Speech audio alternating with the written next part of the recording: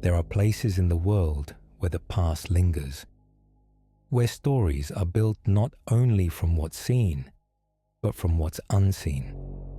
Stories that refuse to be erased, no matter how hard we try to move on. The Cecil Hotel, located in downtown Los Angeles, is one of those places. It's a building that has witnessed decades of tragedy, with a dark history that stretches from suicides to serial killers. But nothing about this hotel is as haunting as the mystery that surrounds one of its most tragic stories. In 2013, a 21-year-old Canadian woman named Elisa Lam checked into the Cecil Hotel. A bright student, a creative soul, and someone trying to find herself in a world that felt both unfamiliar and vast. Just days later, she would vanish from the hotel without a trace, only to be found weeks later, dead in one of the building's water tanks. What happened to Elisa Lam? How did she end up in that tank? And what led her to this hotel? A place haunted not just by its past, but by its reputation. This is not a story of simple answers or easy conclusions. It's a story about a young woman navigating her mental health. A story about isolation in a city of millions. A story about a building that, over time, became an unwilling character in a tragedy. And ultimately, a story about the human desire to find meaning in the most mysterious and devastating of circumstances. Join us as we delve into the case of Elisa Lam and explore how a young woman's life became part of a much larger, much darker story. This is The Open File. Chapter 1.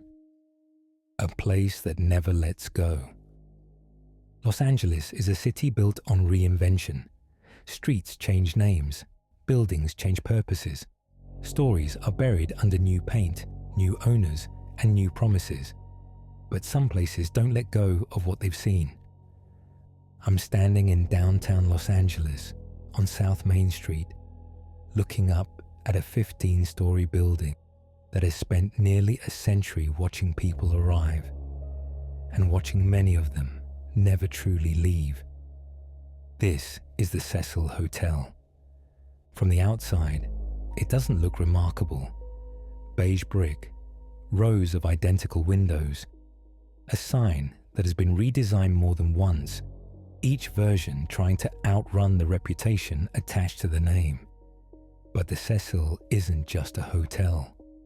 It's a container for despair, for violence, for stories that refuse to stay quiet.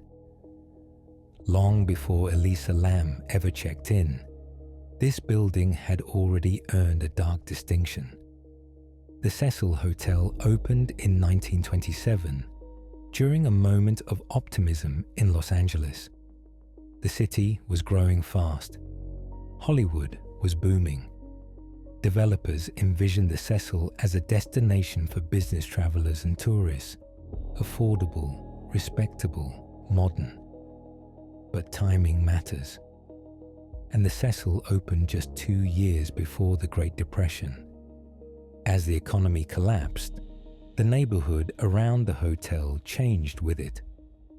Downtown Los Angeles became a place people passed through, not a place they stayed by choice. Over the decades, the Cecil gradually transformed into something else entirely. A long-term residence for the desperate, the transient, the mentally ill, and those who had nowhere else to go. By the 1940s and 50s, suicides were already being reported inside the building. Some jumped from upper floors. Others died quietly behind locked doors. The hotel gained a reputation among police and first responders as a recurring location for death calls. So frequent, they barely made the news. And then came the killers. In the 1980s, serial killer Richard Ramirez, later known as the Night Stalker, stayed at the Cecil while committing his crimes across Los Angeles. He would reportedly return to the hotel after murders, discard bloody clothes, and blend back into the building unnoticed. Years later, another serial killer, Jack Unterweger, also stayed there while killing sex workers in the city. Each incident added another layer to the Cecil's identity.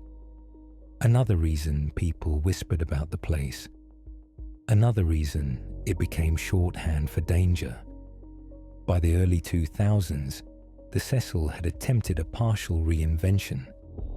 Part of the building was rebranded as the Stay on Main, marketed toward younger travelers and tourists looking for cheap accommodations in Los Angeles. The goal was simple: separate the past from the present. But a building doesn't forget who it has been. In January of 2013, a 21-year-old woman named Elisa Lam arrived in Los Angeles as part of a solo trip across the West Coast. She was a Canadian college student, intelligent, creative, thoughtful. She kept a blog where she wrote openly about her struggles, her hopes, and her desire to explore the world on her own terms. Elisa wasn't reckless. She checked in with her family regularly. She planned her route. She stayed in hostels and hotels recommended by other travelers. To anyone who knew her, this trip wasn't an escape. It was a milestone. The Cecil Hotel was never supposed to be the center of her story. She checked in on January 26th. At first, nothing seemed out of place. Elisa shared a room with other travelers, but staff later said she was moved to a private room after roommates complained about odd behavior. What exactly that meant was never clearly explained. 5 days later, Elisa Lam vanished. She was scheduled to check out on January 31st.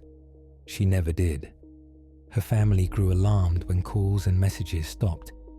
They contacted police. The LAPD began searching the area. Officers canvassed downtown Los Angeles. Flyers were distributed. Hotel staff were questioned. And then the video was released. Security footage from inside the Cecil Hotel elevator showed Elisa alone, behaving in a way that would soon be described as disturbing, unsettling, and inexplicable. The footage spread rapidly online. Millions of people watched it, paused it, slowed it down, tried to decode it. Within days, the case stopped being just a missing person investigation. It became a spectacle. Internet forums lit up with theories, paranormal explanations, secret killers, government cover-ups. Every frame of the elevator video was dissected. Every movement was given meaning. Every silence was filled with speculation. But behind the noise, behind the theories, there was a real person who was gone, and a building that had seen this before. 2 weeks later, guests at the Cecil began complaining about low water pressure, about water that tasted strange, about water that looked dark. A maintenance worker was sent to the roof. What he found would permanently bind Elisa Lam's name to the Cecil Hotel. And once that door was opened, there was no closing it again. In the next chapter, we'll step away from the speculation and return to the facts. Who Elisa Lam really was, what her mental health history tells us, and how a private struggle became a public mystery. Because to understand how this happened, we first have to understand her. And then, we have to understand the building that swallowed her story whole. Chapter 2. Who Elisa Lam was before the mystery, before there was an elevator video, before there were theories and headlines. Elisa Lam was a person living an ordinary life, trying to understand herself and the world around her. She was born in Vancouver, Canada, in 1991. The daughter of Chinese immigrants, Elisa grew up in a family that valued education, stability, and responsibility. By all accounts, she was thoughtful, intelligent, and deeply introspective. Friends described her as kind but reserved, someone who observed more than she spoke. Elisa was also creative. She loved fashion, she loved books, she loved writing. Online, she went by the username Etherfields, maintaining a public blog where she documented her thoughts with striking honesty. It wasn't performative, it wasn't curated. It was raw, sometimes awkward, sometimes insightful, often vulnerable. Reading her writing now, it's clear Elisa was someone trying to make sense of herself. She wrote about feeling disconnected, about struggling to find her place, about the pressure to succeed and the fear of falling short. These weren't unusual thoughts for someone in their early 20s, but Elisa didn't hide them. She put them into words, and she also wrote openly about her mental health. Elisa had been diagnosed with bipolar disorder and depression. She discussed this publicly, not in a dramatic way, but as a fact of her life. She described the exhaustion of managing medication, the frustration of mood swings, and the fear of relapse. At times, her posts were hopeful. At others, they were heavy. But there is something important to understand here. Elisa was not defined by her diagnosis. She attended the University of British Columbia. She maintained friendships. She planned trips. She set goals for herself. Her mental health struggles were part of her story, but not the entirety of it.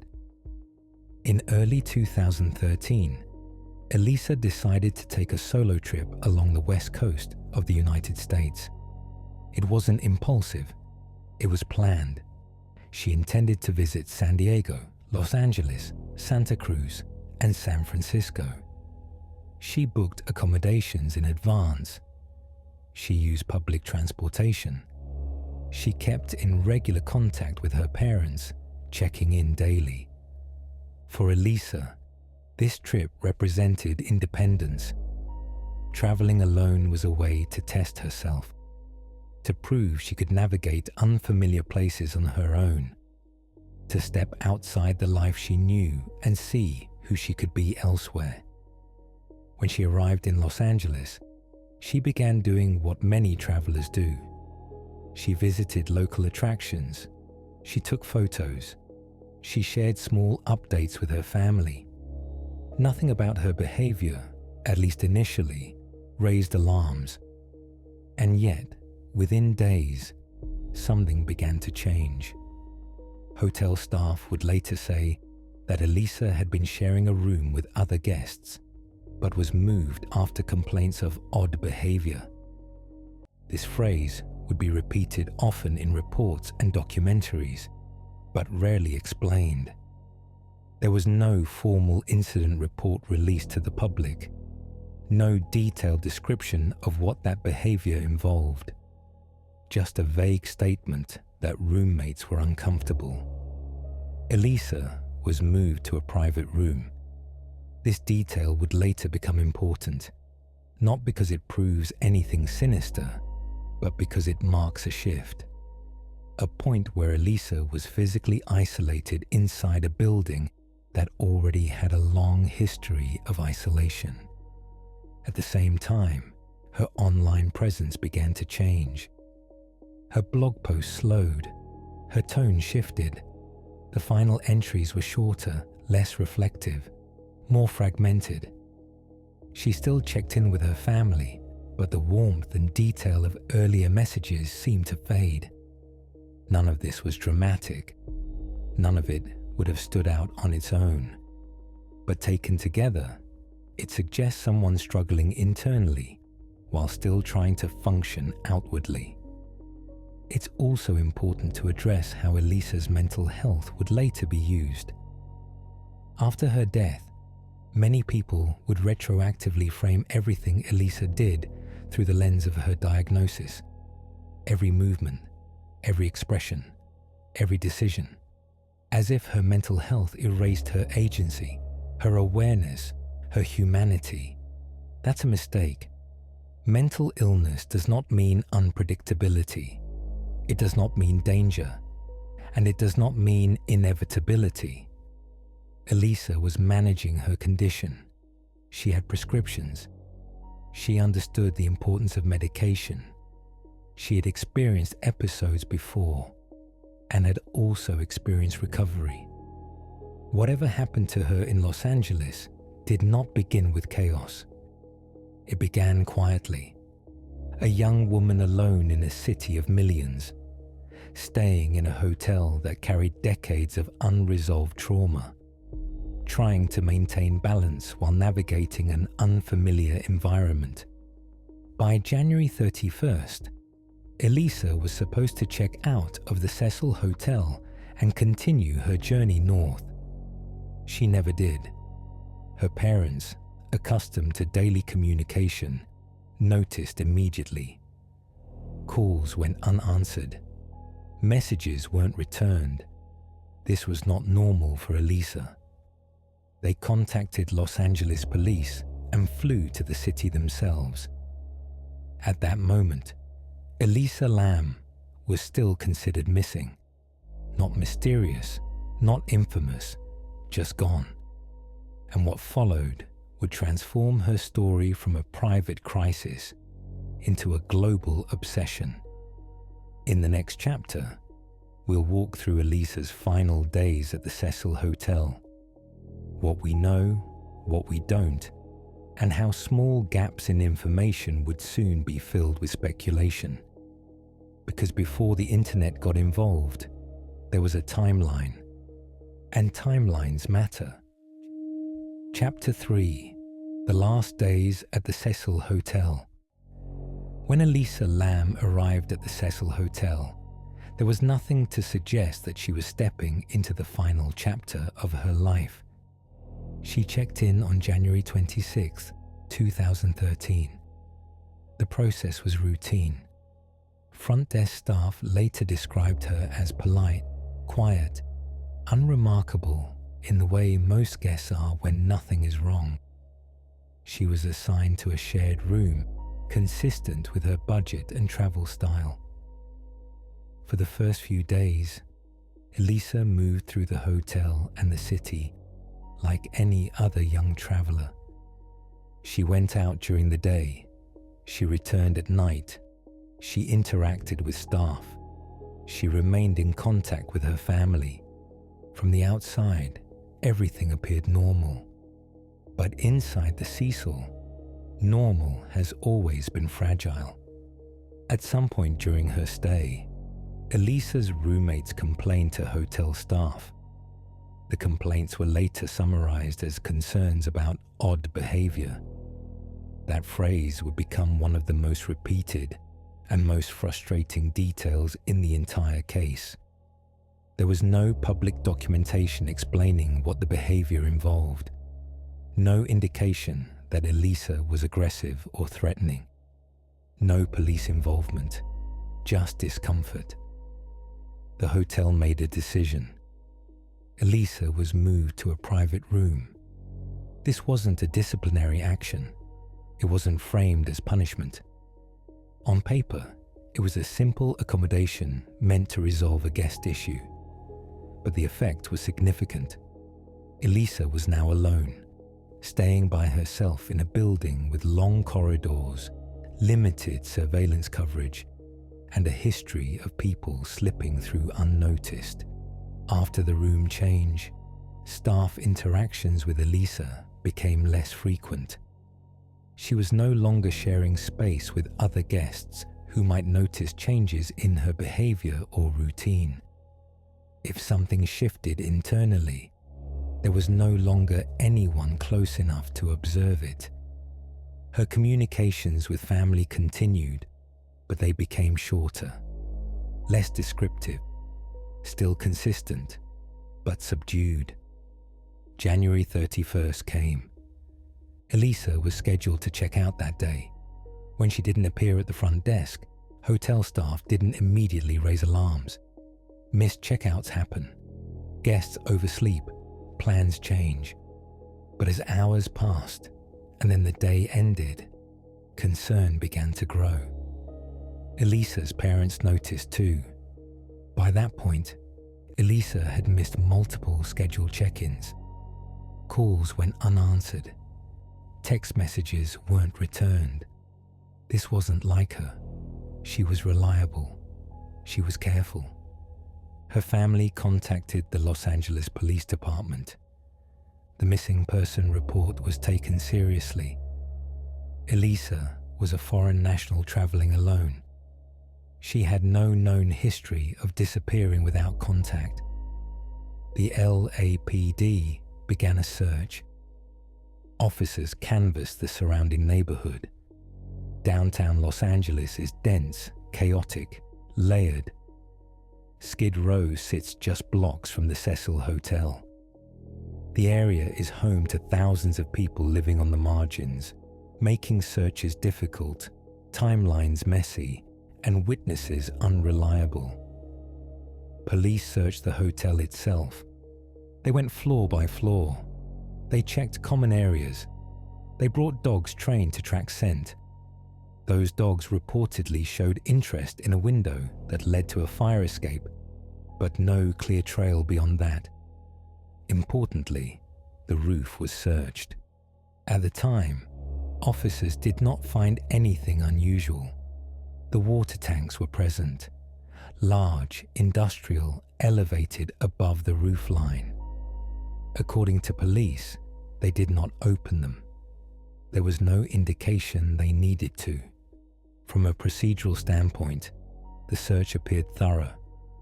From a distance, it was already incomplete. As days passed without answers, the LAPD released surveillance footage to the public. It was a strategic decision, intended to generate tips and jog memories. The video was taken from inside one of the Cecil's elevators and recorded shortly before Elisa was reported missing.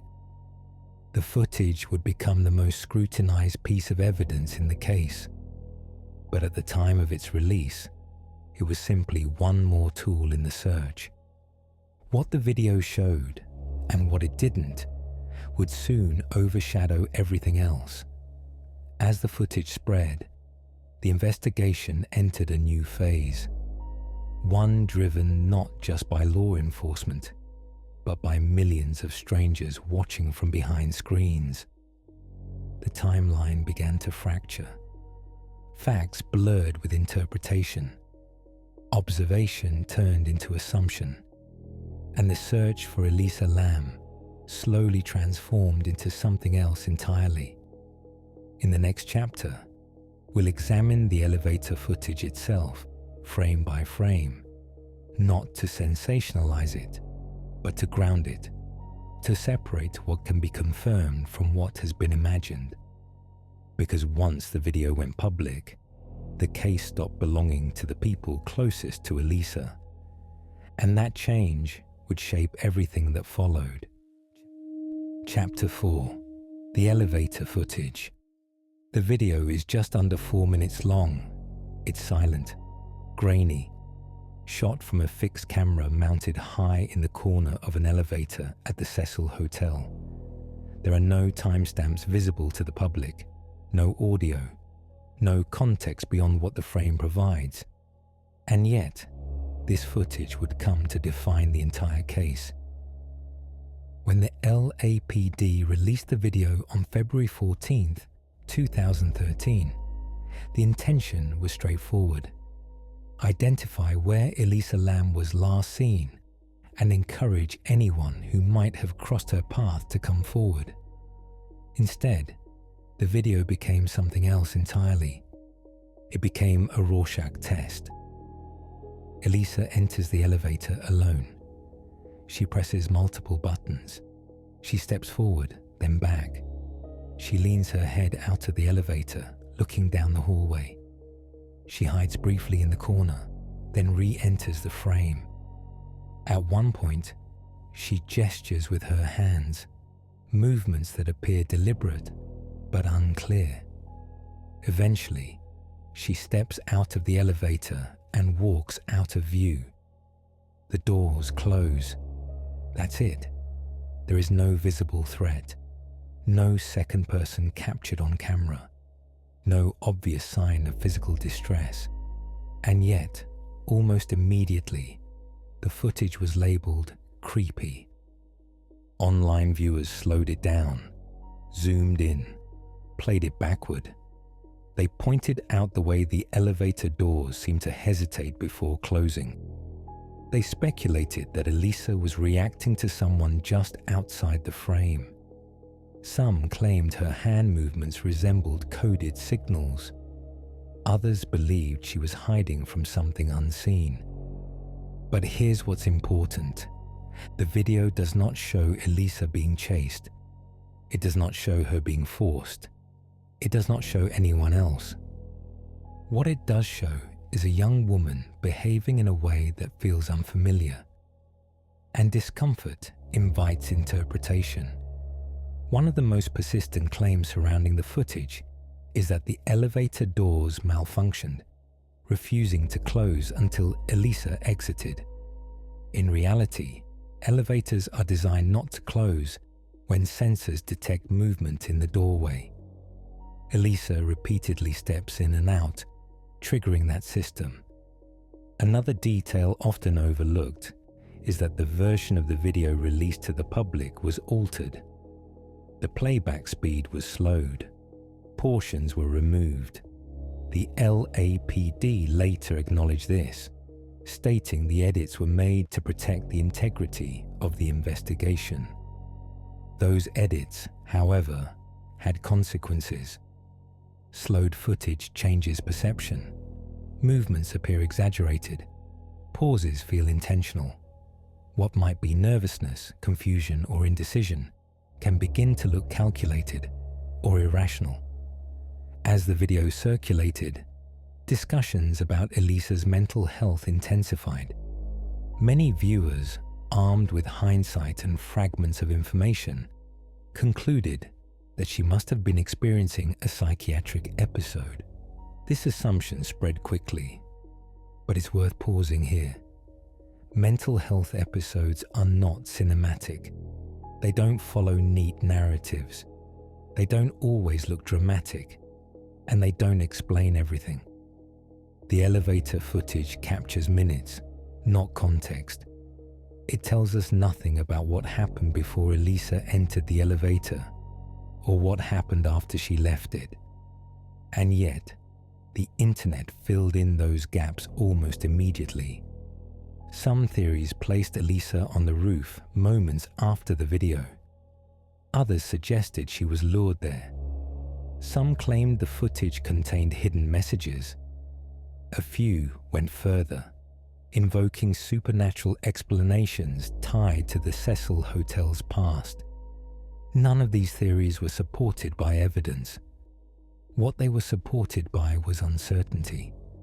The video became the centerpiece of the case, overshadowing the actual investigation. For many people, it replaced the timeline.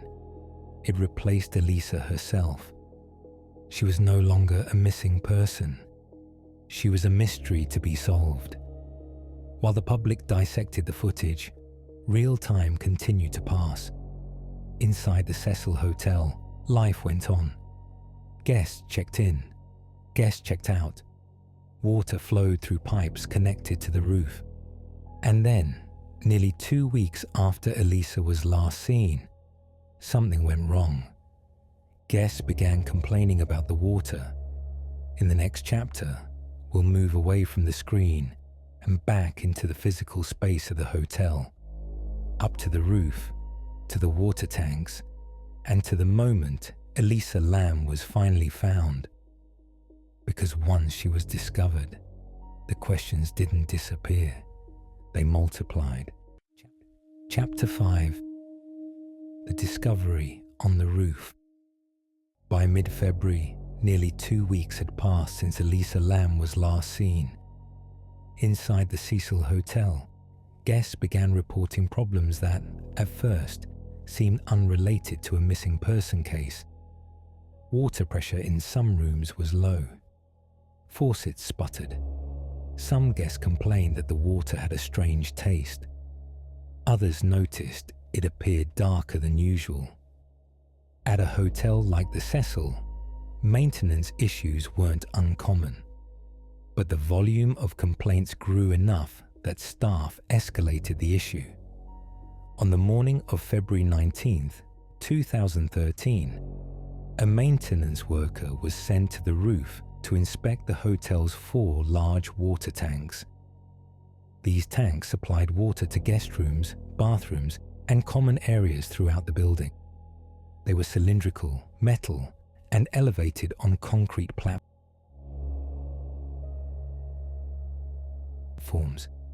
Each tank had a hatch on top, heavy, hinged, and designed to remain closed. The maintenance worker climbed a ladder and opened one of the tanks. Inside, floating face up in the water, was Elisa Lam. She was fully clothed. Her body was bloated from prolonged submersion. She had been there long enough for decomposition to begin. The water level in the tank had dropped noticeably. Emergency services were called immediately. The roof was secured. Detectives arrived. The search that had begun weeks earlier ended in the most unexpected place. Elisa Lam was no longer missing. She was dead. News of the discovery spread rapidly.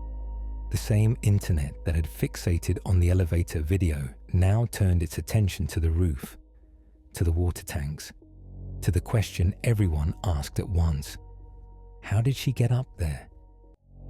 Access to the Cecil's roof was restricted.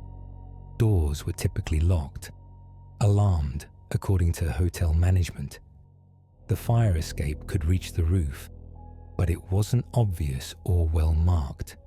The tanks themselves were tall, requiring a ladder to climb, and the hatch lids were heavy. Yet there she was. Almost immediately, the facts of the discovery were layered with disbelief. Some reports claimed the tank hatch had been closed when Elisa was found. Others said it was open. The distinction mattered. If the hatch was closed, how could she have sealed herself inside? If it was open, why hadn't someone noticed sooner? Police later clarified that at least one hatch was open when Elisa was discovered. But by then, confusion had already taken hold. The roof became the centerpiece of new theories. People questioned how Elisa could have accessed it alone. They questioned whether someone else must have been involved. They questioned how a body could remain undiscovered for so long, while guests used the water below.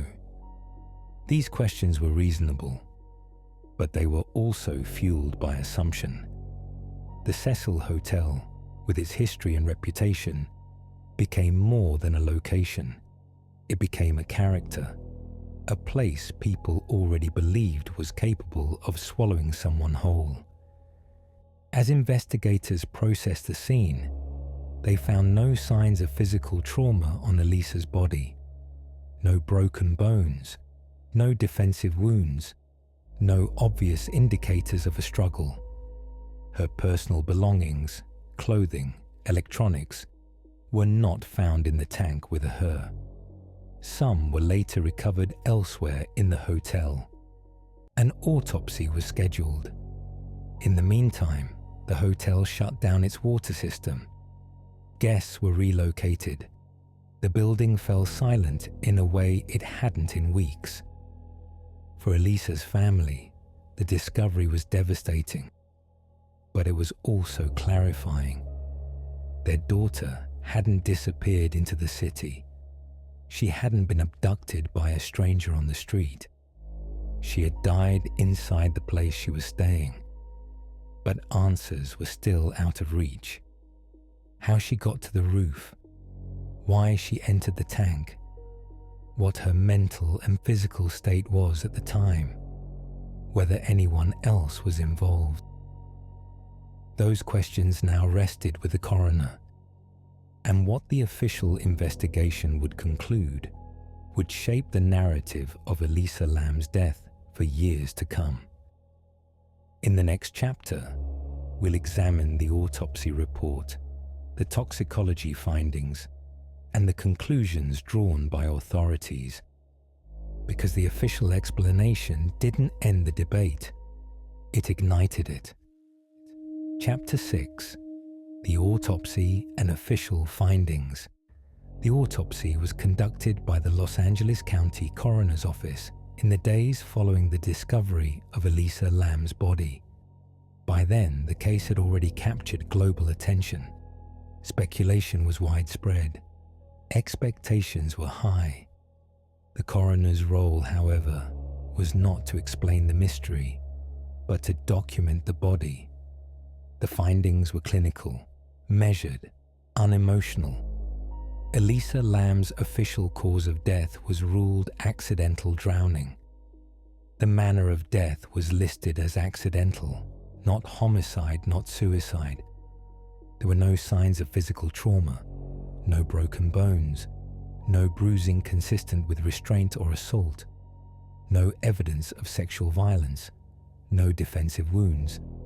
Her injuries were consistent with prolonged submersion in water. Toxicology testing revealed the presence of several prescription medications in Elisa's system, drugs commonly prescribed to treat bipolar disorder and depression. These included mood stabilizers and antidepressants. Some were present at lower than expected therapeutic levels. Importantly, there were no illicit substances found at levels that would suggest intoxication or poisoning. Alcohol was not a contributing factor. There was no evidence of drugs that would impair physical movement to the point of helplessness. The coroner noted that Elisa's bipolar disorder was a significant condition, but not a cause of death in itself. This distinction matters. The autopsy did not conclude that Elisa was suicidal. There was no note, no history of prior suicide attempts documented during her trip, no evidence suggesting intent to die. The ruling reflected a belief that Elisa entered the water tank voluntarily, but without the intention of ending her life. In other words, an accident during a mental health crisis. For many people, this explanation felt incomplete. Critics pointed to the physical logistics of the roof and the tanks. They questioned how someone of Elisa's size could climb into the tank alone. They questioned why she would enter a confined space filled with water. They questioned how the hatch could have been closed. But the coroner's office was clear about its scope. Their findings addressed what happened to her body, not every question surrounding the circumstances. And that gap between medical conclusion and emotional understanding became the breeding ground for continued doubt. One detail that drew significant attention was Elisa's medication levels. Some observers argued that low levels suggested she had stopped taking her prescriptions. Others pointed out that medication adherence can fluctuate naturally during travel, missed doses, time changes, stress. Neither interpretation could be confirmed definitively.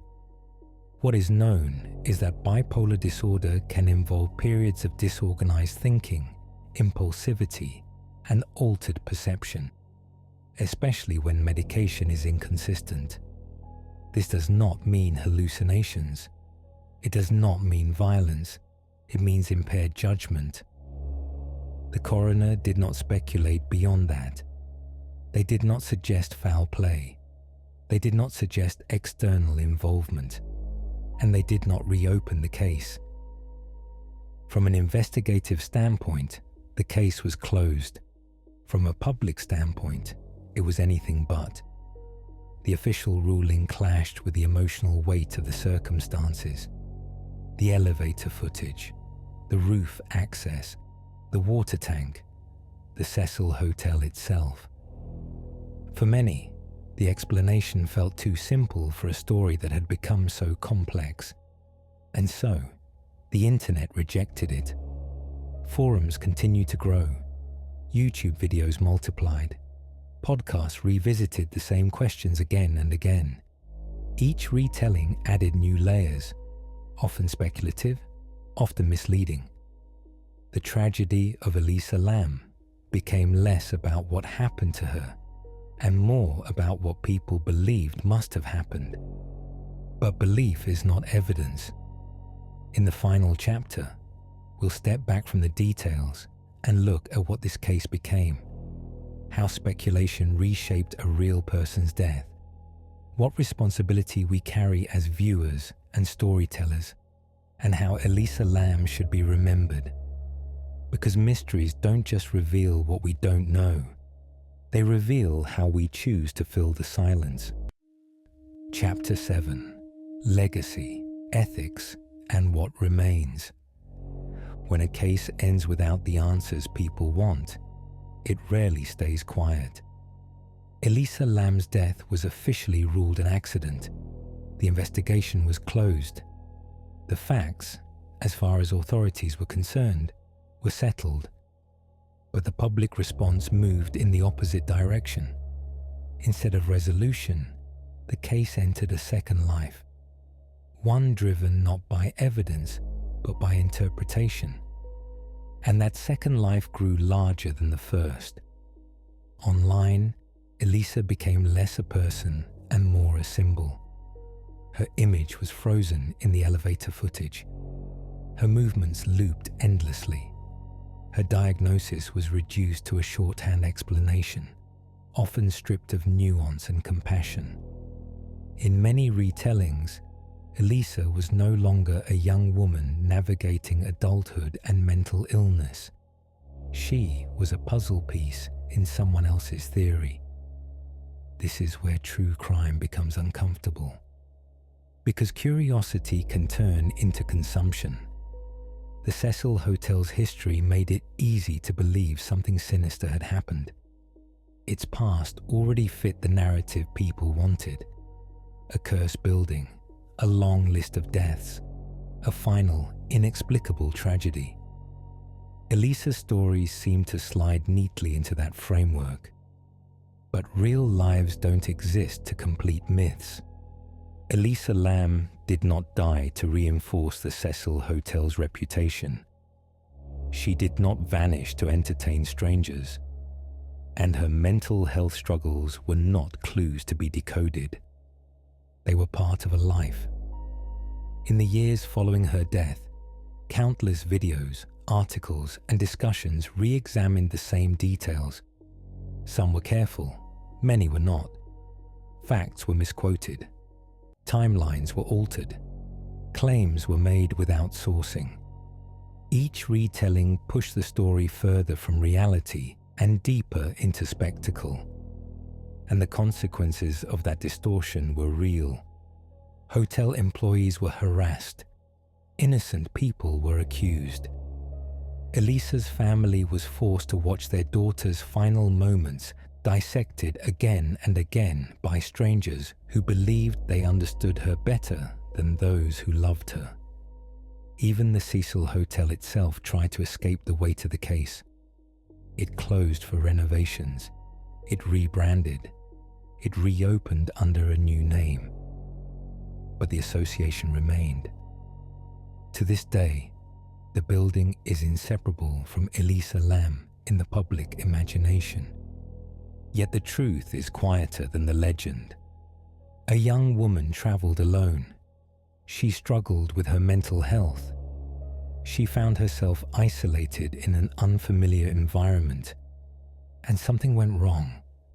There is no evidence of murder, no evidence of a conspiracy, no evidence of the supernatural. What remains is a tragedy shaped by circumstance, vulnerability, and a setting that amplified both. That doesn't mean every question has an answer. It means not every question needs one. True crime asks us to look closely at the worst moments of people's lives, but it also asks something in return: restraint, empathy, responsibility. Elisa Lam deserves to be remembered as more than an elevator video, more than a headline, more than a mystery that refused to resolve cleanly. She was a daughter, a student, a writer, someone who wanted to see the world and understand herself within it. Her story doesn't end with certainty. It ends with reflection. And maybe that's the point. Because sometimes the most honest thing we can say about a case like this is not what we think happened, but what we choose to learn from it. That behind every mystery is a human being, and that should always come first. Chapter 8. What remains unanswered.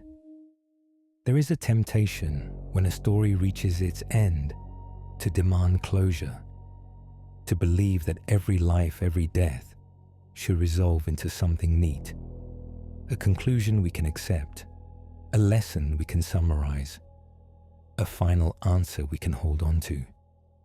The death of Elisa Lam resists that impulse. Even after timelines are reconstructed, reports reviewed, footage examined, and rulings issued, something remains unsettled, not because of hidden truths, but because of the nature of the loss itself. Elisa Lam did not leave behind a clear explanation. She did not tell us what she was thinking in her final moments. There is no recording of her voice after the elevator doors closed. There is no window into the private decisions that led her to the roof of the Cecil Hotel. And that absence is uncomfortable. We are conditioned to believe that unanswered questions imply wrongdoing, that ambiguity means deception, that if something feels unresolved, it must be because something has been concealed. But sometimes, what's missing is not truth, it's access. Mental health crises often unfold silently, internally, without witnesses, without a clear line between intention and impulse. When they intersect with isolation, unfamiliar environments, and moments of vulnerability, outcomes can be tragic without being criminal. That doesn't make them easier to accept, it just makes them real. The Cecil Hotel has since been renovated, renamed, and reopened. Its hallways are quieter now, its history softened by marketing language and fresh paint. But buildings don't shed memory the way people hope they can. The stories linger, whether acknowledged or not. For some, the Cecil will always be a place of darkness. For others, it will simply be a hotel where something terrible happened once. And for Elisa Lam's family, it will forever be the place where her journey ended. What we do with her story matters. We can continue to replay the footage, searching for hidden meanings that were never there. We can reshape her life into theories that feel more dramatic than reality. We can treat her death as entertainment, another unsolved case to debate late at night. Or we can choose something harder. We can sit with uncertainty. We can recognize that not every tragedy comes with a villain, that not every mystery is a puzzle meant to be solved, that sometimes the most honest answer is that a young woman needed safety, stability, and support, and found herself without enough of any of them at the wrong moment. Elisa Lam was not a symbol. She was a person, and people deserve to be remembered with care. If there is anything to take from this story, it is not fear of a building or fascination with unanswered questions. It is the reminder that mental health deserves attention before it reaches a breaking point. That isolation magnifies vulnerability, and that compassion matters most when explanations fall short. Behind every crime story, or in this case, behind the absence of one, there is a human life shaped by forces we don't always see. And that is where the story should end. Not with certainty, but with empathy.